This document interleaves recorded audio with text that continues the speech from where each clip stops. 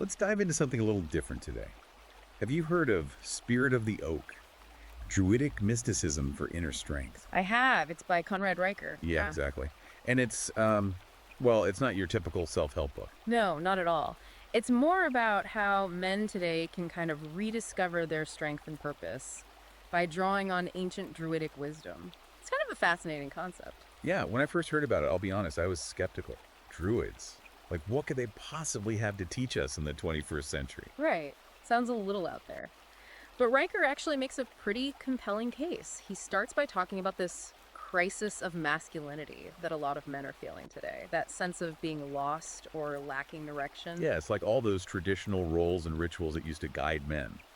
From boyhood to manhood, they've kind of disappeared in modern society.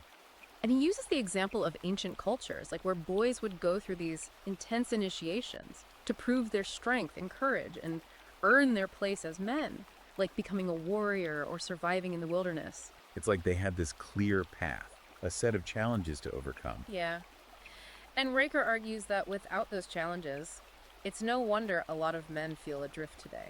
Okay, so that's where the Druids come in. Exactly. Riker believes we can learn a lot from the ancient Druids about how to reclaim that sense of masculinity and purpose.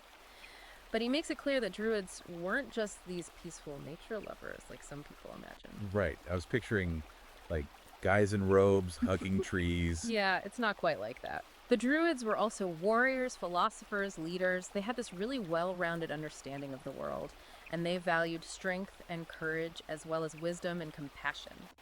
So it's not just about, like, going camping and feeling better. Well, he does talk a lot about the importance of connecting with nature, but it's more about tapping into that strength and resilience that comes from being in touch with the natural world.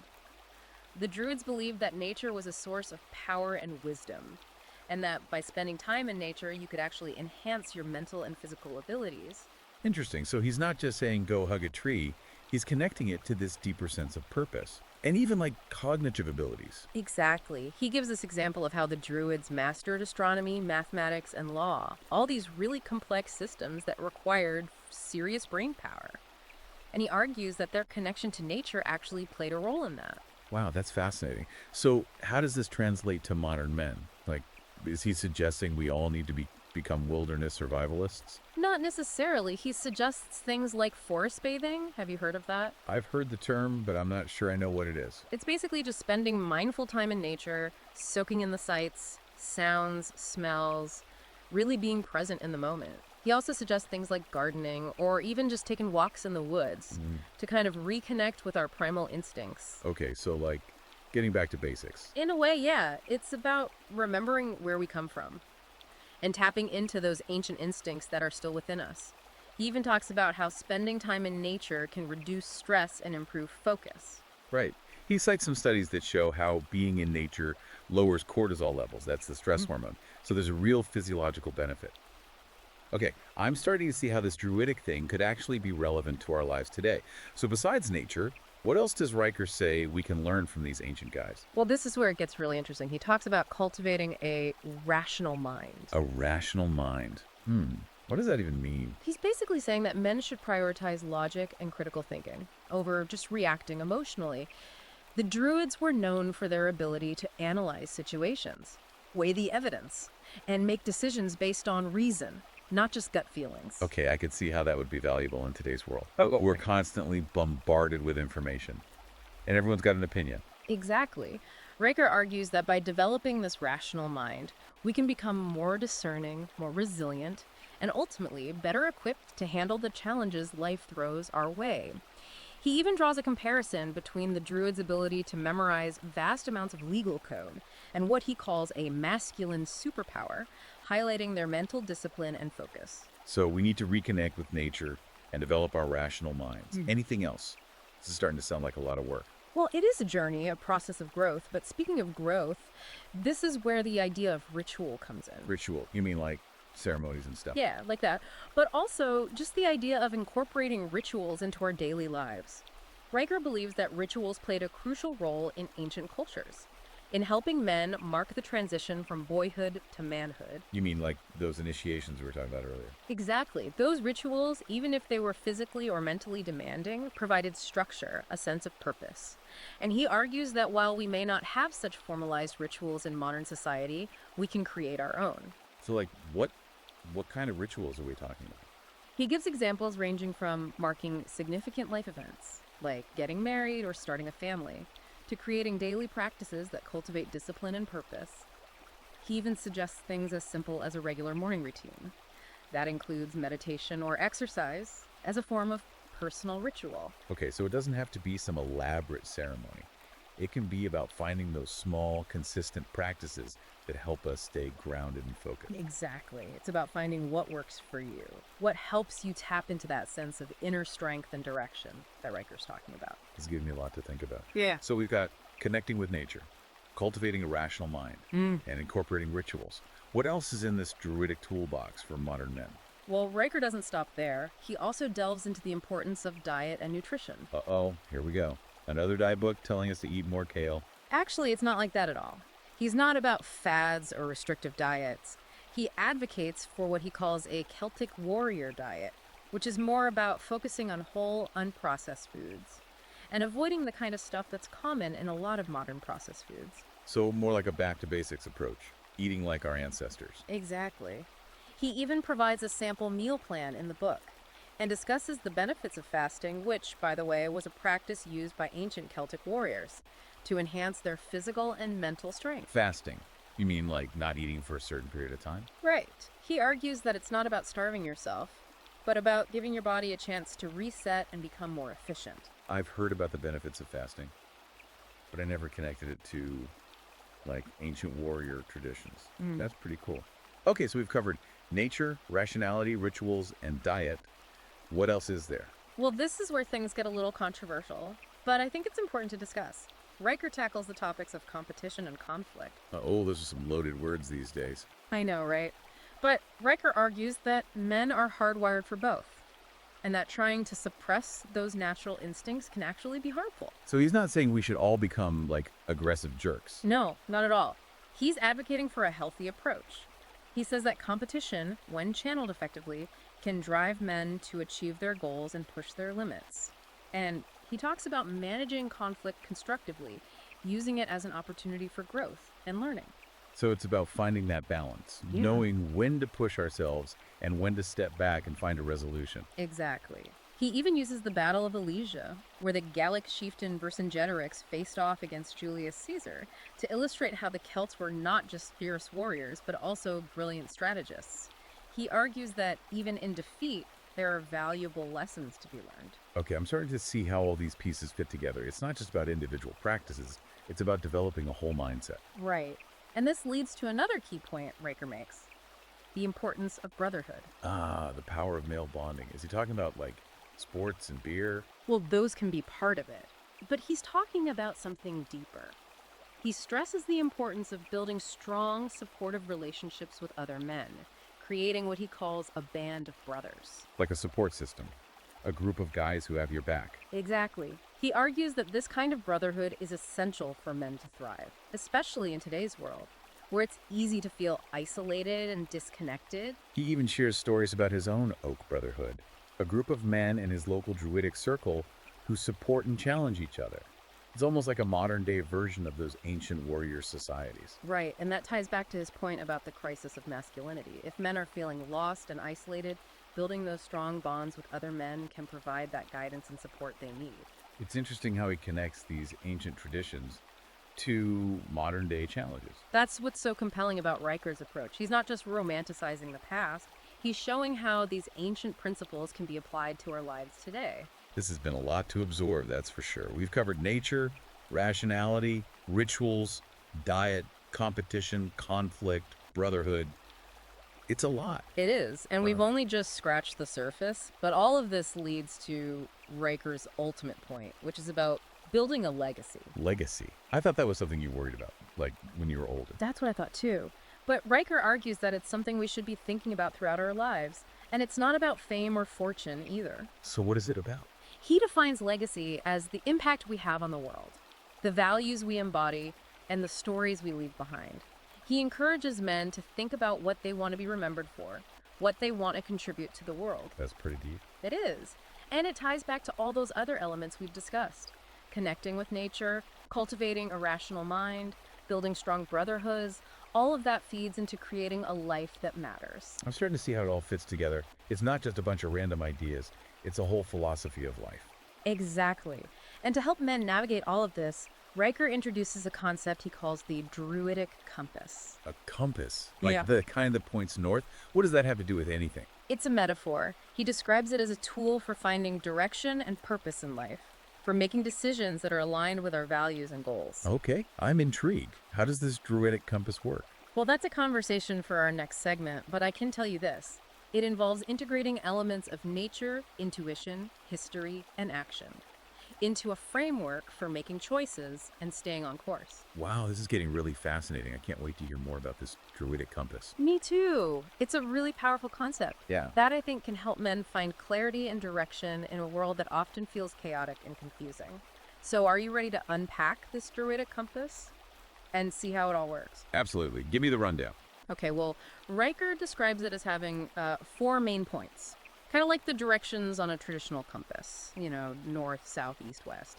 But in this case, the points are nature, intuition, history, and action. He argues that by aligning ourselves with these 4 points, we can find balance, clarity, and direction in our lives. Okay, that makes sense. So it's not like a literal compass that you'd use to hike through the woods. Right, it's more like a framework for decision making. Got it. A framework. Okay, so we already talked about nature, getting out there, connecting with our primal instincts, all that. What about intuition? Isn't that kind of a fuzzy concept? Yeah, it can be. But Riker argues that intuition is actually a powerful tool that we often overlook. He describes it as that inner voice that sometimes whispers to us, that gut feeling that tells us what's right or wrong. You mean like when you just have a bad feeling about something, even if you can't explain why? Exactly. Riker says that intuition isn't just some mystical woo-woo stuff. It's actually our subconscious mind processing information and sending us signals. He suggests we can develop our intuition through practices like meditation and mindfulness. Interesting. So we can like train ourselves to become more intuitive. Right. It's about paying attention to those subtle cues, those gut feelings, and learning to trust them. Riker argues that intuition can be especially helpful when we're faced with tough decisions. Okay, so we've got nature and intuition. What's next on this Druidic compass? History, right? Yep, history. Riker's a big believer in understanding the past, not just in like a dry academic way, but in a way that connects us to our ancestors and their wisdom. He says that we're not just products of our environment, but also products of our history. Our ancestors have left us a legacy of strength, resilience, and valuable lessons that we can learn from. I guess that makes sense. We've all heard the saying, those who cannot remember the past are condemned to repeat it. But what kind of history is he talking about? Yeah. Is it about like memorizing dates and battles? Right. No, it's much deeper than that. He's talking about understanding the stories, the traditions, the values that have been passed down through generations.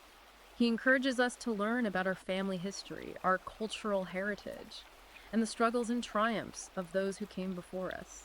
So it's about finding those connections, those threads that link us to something bigger than ourselves. Exactly. Riker argues that by understanding our history, we can gain a deeper understanding of who we are and where we fit in, to the grand scheme of things. Okay, I'm getting it. So I've got nature, intuition, history. Now, what's the last point on this compass? Action. This is where the rubber meets the road. Riker is all about taking action, about putting what we've learned into practice. So it's not enough to just sit around and think about all this stuff. We actually have to do something about it. Right. He says that knowledge is useless without action. He challenges us to set goals, make plans, and then take concrete steps to achieve those goals. It's about moving forward, making things happen, and creating the life we want. He even talks about using the Druidic compass as a guide for making decisions, right? Like if you're facing a tough choice, you can ask yourself, what would the Druids do? Exactly. Well, maybe not literally ask that question, but the idea is to use these 4 principles as a framework for decision making. So if you're feeling lost or unsure, you can consult the compass and ask, does this decision align with my values? Does it help me connect with nature, trust my intuition, honor my history, and take action? You got it. It's a simple yet powerful way to approach decision making. And it's not just about big, life-altering choices either. You mean we can use this for everyday stuff too? Absolutely. Riker says we can apply the Druidic compass to everything. From choosing a career path to deciding what to eat for dinner, it's about being mindful, intentional, and making choices that are aligned with our values and goals. Wow. This is pretty profound stuff. So far, this book seems like a real game changer. It is, and we're not even done yet. There's so much more to explore in Riker's work. He talks about the importance of physical strength, not just in like a superficial get ripped kind of way, but in a way that connects to mental toughness, discipline, and even spiritual growth. Oh, yeah, he had a whole section on that, right? Something about how modern men have become dangerously sedentary. He did. He compares the average office worker to a man slowly dying, which might sound a bit dramatic, but it highlights how disconnected we've become from our bodies. He argues that physical strength is not just about aesthetics, it's about having the energy and vitality to pursue our goals and overcome challenges. Right. He talks about how physical strength can actually fuel mental toughness and resilience. Yeah. It's like that old saying, healthy body, healthy mind. Exactly. And he's not just talking about hitting the gym and pumping iron. He advocates for a holistic approach, incorporating more movement into our daily lives, practicing mindfulness, and even aligning our workout routines with the natural rhythms of the year, just like the Druids did. Aligning our workouts with the seasons. What does that even mean? Well, he talks about how ancient cultures would adjust their activities based on the time of year. In the spring and summer, when energy is high and days are long, they'd focus on more strenuous activities. In the fall and winter, they'd shift to more restorative practices. So it's about working with nature, not against it. Kind of like how he talks about connecting with nature for mental clarity. It's all tied together. Exactly. It's about seeing ourselves as part of the natural world, not separate from it. And that brings us back to history. Riker challenges us to go beyond the textbooks and really dig deep into our ancestral roots, not just in a factual sense, but in a spiritual and psychological sense. He talks about finding those stories, those archetypes that resonate with us on a deeper level, right? Like the revival of Norse mythology in Scandinavia, Yeah. which he sees as a reawakening of masculine identity. Right. It's about finding those connections to the past that can help us understand ourselves better in the present. He also emphasizes the importance of oral tradition, how the Druids would preserve history through memory and storytelling. It's a stark contrast to our modern world where information is often fleeting and easily forgotten. Yeah, he's a big advocate for becoming what he calls modern bards, sharing our stories and passing down wisdom to future generations. It's about creating a living history, a legacy that can inspire and guide those who come after us. Exactly. And that ties into another important theme in the book, the importance of having a strong moral compass. Riker sees moral relativism as a major problem in modern society, arguing that without a clear set of principles to guide us, we become lost and adrift. Yeah, he really goes after that, doesn't he? He contrasts it with the Druids and the Fianna, those ancient Celtic warriors who lived by a strict code of honor. It's not about being rigid or dogmatic, he says, but about having a set of values that you're willing to stand by, even when it's tough. He even suggests creating our own personal code of ethics, a set of rules to guide our actions and help us make decisions that are aligned with our values. He uses this great example of a CEO who walked away from a lucrative deal because it went against his principles. It's a powerful reminder that integrity isn't just a word, it's a way of life. It's about being true to yourself, Yeah. even when it's hard. And that takes courage, which is another theme Riker explores in depth. Right. He uses the example of Ernest Shackleton, the polar explorer, to illustrate what real courage looks like. It's not about being fearless, it's about choosing to act even when you're terrified. He talks about how Shackleton's unwavering determination inspired his crew to survive against all odds, even after their ship was crushed in the Antarctic ice. It's an incredible story. It is. And Riker challenges us to find our own Shackleton moments, those times when we need to step up and lead, even when it's scary. He even delves into the psychology of fear, suggesting that it can be a powerful motivator, but also a crippling force if we let it control us. He's big on confronting our fears, pushing past our comfort zones, and embracing the challenges that life throws our way. He says that courage is a muscle that needs to be exercised, that the more we face our fears, the stronger we become. Exactly. And that strength, that resilience, is essential for navigating the complexities of the modern world. All right, so we've talked about nature, intuition, history, action, physical strength, a strong moral compass, and courage. What else is there? This book is packed. Well, he then dives into a topic that's crucial for men in the 21st century: leadership. Ah, leadership. Is he talking about, like, climbing the corporate ladder and becoming a CEO? Well, that can be part of it, but it's much bigger than that. He uses the example of Vercingetorix, the Gallic chieftain, to illustrate what true leadership is all about. It's not about dominance or control, it's about service, inspiration, and adaptability. So it's more about leading by example, inspiring others, and being willing to adapt to changing circumstances. Exactly. He emphasizes the importance of clear communication, strategic thinking, and the ability to build strong relationships.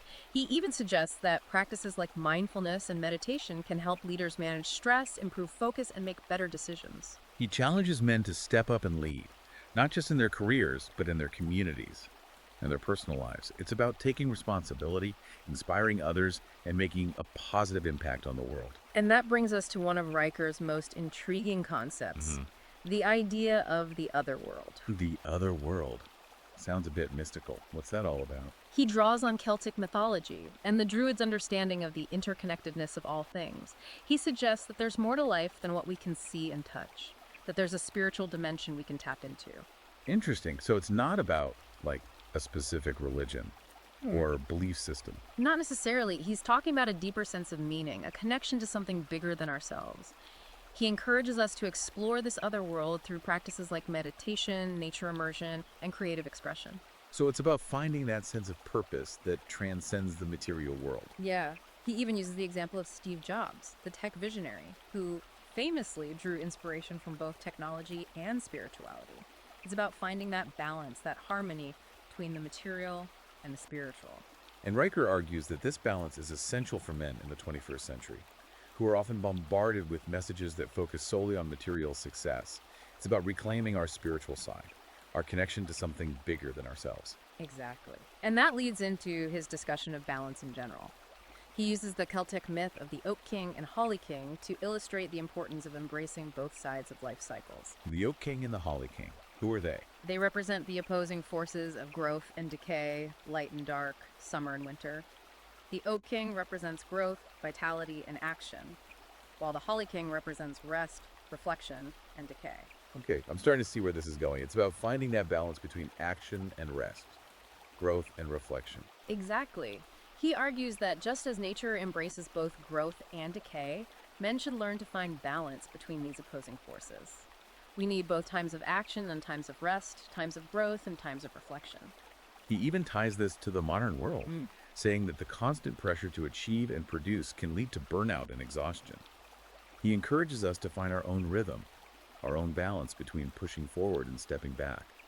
It's about recognizing that true strength comes from embracing the full cycle of life, not just the parts that feel good or easy. And speaking of embracing the full cycle of life, that brings us back to the importance of ritual in a man's life. Oh yeah, we touched on that earlier, but I'm ready to dive deeper. What does he say about rituals specifically? Riker argues that rituals, both ancient and modern, can be powerful tools for transformation and growth. They help us mark transitions, create structure, and connect with something bigger than ourselves.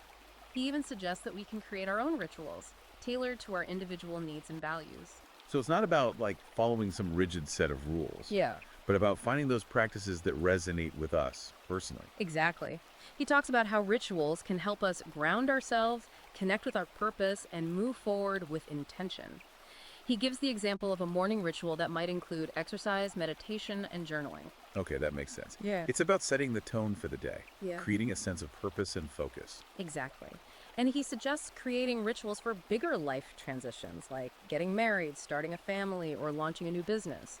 It's about marking those milestones with intention and ceremony. That's a really beautiful way to think about it. It is. And this brings us to Riker's discussion of the modern crisis of masculinity.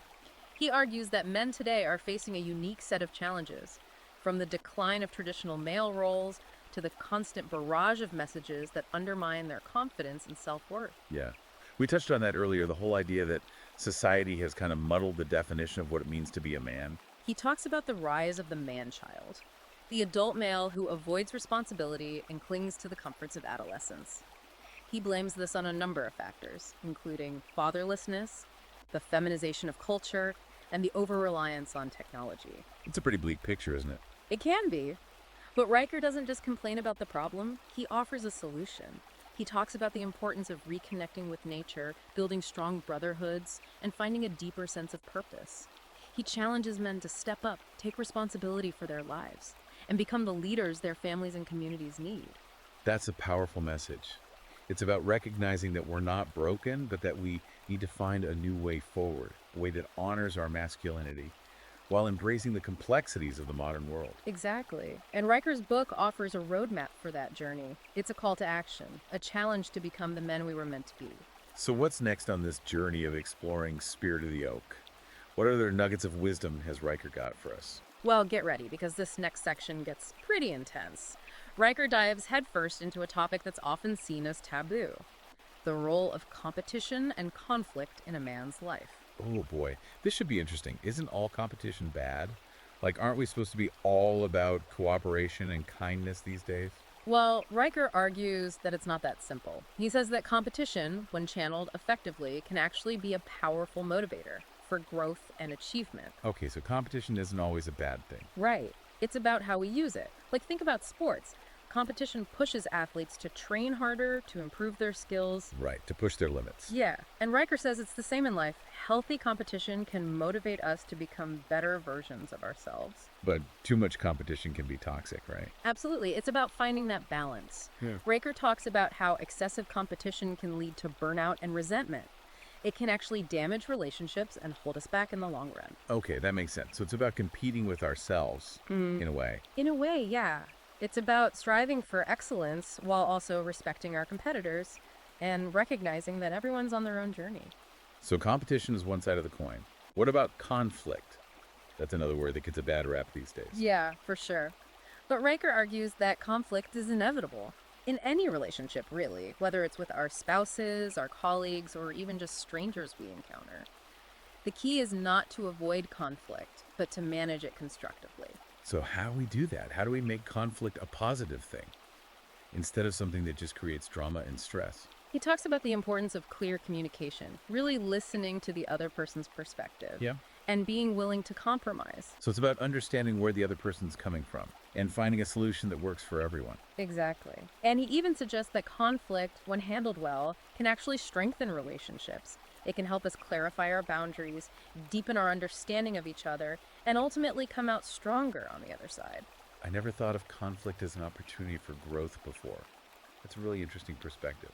It is, isn't it? And it ties back to the idea of brotherhood. Right, because we're not meant to go through these challenges alone. Exactly. Riker emphasizes how important it is for men to have strong, supportive relationships with other men. Men who can challenge them, support them, and hold them accountable. He calls it creating a band of brothers. Kind of like a modern day version of those ancient warrior societies, where men fought side by side and relied on each other for survival. Exactly. He says that brotherhood is essential for men to thrive, especially in today's world where it's easy to feel isolated and disconnected. Okay, so we've got competition, conflict, brotherhood, anything else? Well, Riker also talks about the importance of building a legacy. Legacy. I thought that was something you thought about later in life. Me too. But Riker argues that it's something we should be thinking about throughout our lives, and it's not about fame or fortune or anything like that. So what is it about? He defines legacy as the impact we have on the world, the values we embody, the stories we leave behind. He encourages men to think about what they want to be remembered for, what they want to contribute to the world. That's pretty deep. It is, and it ties back to all those other things we've talked about. Connecting with nature, cultivating a rational mind, building strong brotherhoods, it all feeds into creating a life that matters, a life that has a positive impact on the world. I'm starting to see how all these pieces fit together. It's like he's giving us this roadmap for building a life of purpose and meaning. Exactly. And to help men navigate this journey, he introduces this concept he calls the Druidic compass. The Druidic compass. Didn't we already talk about that? We talked about the 4 points of the compass: nature, intuition, history, and action. But we didn't really get into how they all work together to create this, metaphorical tool for navigating life's challenges. Okay, yeah, so there's more to it than just those 4 points. Much more. Riker describes the Druidic compass as a way to bring those 4 elements together. To use nature as our grounding force, intuition as our guide, history as our roadmap, and action as our fuel. Wow. It's like a blueprint for living a more meaningful life. It is. And I think it's something that can really resonate with men today who are searching for that sense of purpose and direction. This has been an amazing deep dive. I'm really glad we tackled this book. Me too. Spirit of the Oak is a powerful book. It's thought-provoking and inspiring. It challenges us to look at the world in a new way and to step into our full potential as men. For our listeners who are interested in learning more, you can find Spear of the Oak, Druidic Mysticism for Inner Strength on Amazon Kindle and Google Play Books. It's definitely worth checking out. And that's a wrap on our deep dive. Until next time, keep seeking knowledge and keep diving deep.